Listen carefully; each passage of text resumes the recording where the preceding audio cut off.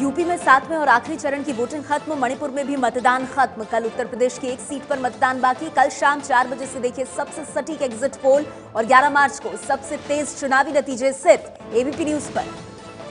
अपना दल की नेता और मोदी सरकार में मंत्री अनुप्रिया पटेल ने आज मिर्जापुर में अपना वोट डाला। अनुप्रिया ने कहा कि हम आखिरी चरण की सभी 40 सीटें जीतेंगे। वाराणसी की पिंडरा सीट से 5 बार विधायक रहे और कांग्रेस उम्मीदवार अजय राय भी अपना वोट डालने पहुंचे। अजय राय ने कहा कि वो इस बार बम्पर वोटों से जीतेंगे। अजय राय ने 2014 के लोकसभा चुनाव में वाराणसी से पीएम मोदी के खिलाफ चुनाव लड़ा था। यूपी के गाजीपुर से सांसद और मोदी सरकार में मंत्री मनोज सिन्हा ने भी वोट डाला। सिन्हा ने दावा किया कि यूपी में बीजेपी बहुमत से जीतेगी। वाराणसी में बीजेपी के बड़े नेता और 7 बार से विधायक रहे श्यामदेव राय चौधरी का चुनावी राजनीति छोड़ने का ऐलान। इस बार श्यामदेव को बीजेपी ने टिकट नहीं दिया था। अपने रोड शो के दौरान पीएम मोदी उन्हें मनाते भी नजर आए थे। मुंबई में शिवसेना के विश्वनाथ महादेश्वर चुने गए बीएमसी के नए मेयर। पूर्व कॉलेज प्रिंसिपल हैं सांता क्रूज के पार्षद महादेश्वर। बीजेपी के समर्थन से मिली जीत। 2 दिन के गुजरात दौरे पर गए प्रधानमंत्री मोदी आज गांधीनगर में महिला सरपंचों के सम्मेलन में शामिल हुए। इस मौके पर मोदी ने स्वच्छ भारत अभियान में अहम भूमिका निभाने वाली कई महिला सरपंचों को सम्मानित भी किया। प्रधानमंत्री मोदी आज गुजरात के गिर सोमनाथ जिले में मौजूद सोमनाथ मंदिर पहुंचे। यहां पीएम आरती में भी शामिल हुए।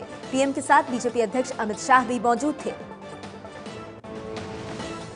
जम्मू कश्मीर की मुख्यमंत्री महबूबा मुफ्ती ने युवाओं से राज्य में शांति बहाली में सहयोग की अपील की। कहा, तुम मुझे शांति दो, मैं तुमको नौकरियां दूंगी।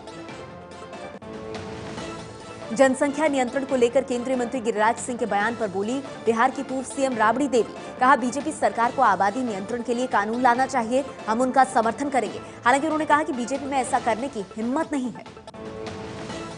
दिल्ली के उप मुख्यमंत्री मनीष सिसोदिया ने आज दिल्ली का बजट पेश किया। 2017-18 में 48,000 करोड़ का बजट। 400 यूनिट तक बिजली पर 50% छूट। न्यूनतम मजदूरी भी बढ़ाई। बुजुर्गों की पेंशन में 1,000 की बढ़ोतरी। लेकिन सीसीटीवी, वाईफाई जैसे बड़े वादों का बजट में जिक्र नहीं। दिल्ली का बजट पेश करने के दौरान सिसोदिया का नोटबंदी को लेकर पीएम मोदी पर निशाना। कहा, सिक्का उछाल कर लिए फैसले ने कईयों की जान ली। 2007 के अजमेर दरगाह धमाके में आरएसएस के पूर्व कार्यकर्ता सीमानंद बरी। 9 अभियुक्तों में से 6 बरी, 3 दोषी करार। दोषी पाए गए सुनील जोशी की मौत हो चुकी है। बाकी दोषियों को 16 मार्च को सजा सुनाई जाएगी। लखनऊ आतंकी हमले पर यूपी के एडीजी दलजीत चौधरी ने कहा, किसी आतंकी संगठन से जुड़े होने के सबूत नहीं, खुद से प्रेरित होकर आतंकी बना था सैफुल्ला। आतंकी सैफुल्ला नहीं बल्कि एयरफोर्स में काम कर चुका जीएम खान है यूपी नेटवर्क का सरगना। पुलिस को जीएम खान की तलाश। लखनऊ में 11 घंटे की मुठभेड़ के बाद मारे गए आतंकी सैफुल्ला के पास से 650 गोलियां, 8 पिस्टल और बम बनाने का सामान बरामद। सैफुल्ला के पिता ने कहा, देशद्रोही बेटे का शव नहीं लेंगे। भोपाल उज्जैन ट्रेन ब्लास्ट को लेकर एमपी के सीएम शिवराज ने कहा है कि आतंकी ने धमाके के लिए ट्रेन में पाइप बम लगाया था। इसकी तस्वीर उसने अपने सीरिया में बैठे आकाओं को भी भेजी थी। शिवराज सिंह की सुरक्षा भी बढ़ाई गई। मध्य प्रदेश में हुए ट्रेन धमाके में आतंकी कनेक्शन सामने आने के बाद कांग्रेस ने गंभीर सवाल उठाए। कांग्रेस विधायक मुकेश नायक बोले, पहले सिमी, फिर आईएसआई और अब आईएस के आतंकी प्रदेश में सक्रिय हैं। इससे साफ है कि एमपी आतंकियों का गढ़ बन गया है। दिग्विजय ने भी पीएम मोदी की चुप्पी पर उठाए सवाल। लखनऊ में एनकाउंटर पर कांग्रेस के सवालों का जवाब देते हुए केंद्रीय मंत्री गिरिराज सिंह ने एबीपी न्यूज से कहा कि कांग्रेस देशद्रोहियों के साथ है। बोले, आतंकी का शव लेने से पिता इनकार कर रहे हैं और कांग्रेस सबूत मांग रही है। केंद्रीय गृह मंत्री राजनाथ सिंह कल संसद में मध्य प्रदेश में हुए ट्रेन धमाके और लखनऊ में हुई आतंकी मुठभेड़ पर बयान देंगे। कल से शुरू हो रहा है बजट सत्र का दूसरा चरण।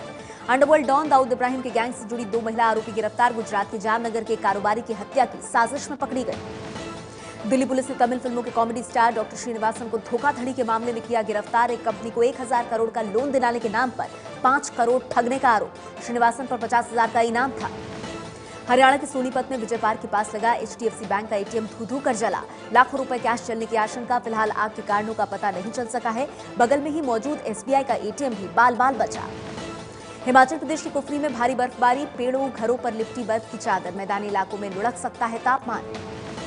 अफगानिस्तान की राजधानी काबुल में सेना के सबसे बड़े अस्पताल में हुए आतंकी हमले में करीब 30 लोगों की मौत, 50 से ज्यादा जख्मी। धमाके के बाद फायरिंग करते अस्पताल में घुसे थे हमलावर। आईएस से जुड़े आतंकी संगठन ने ली हमले की जिम्मेदारी।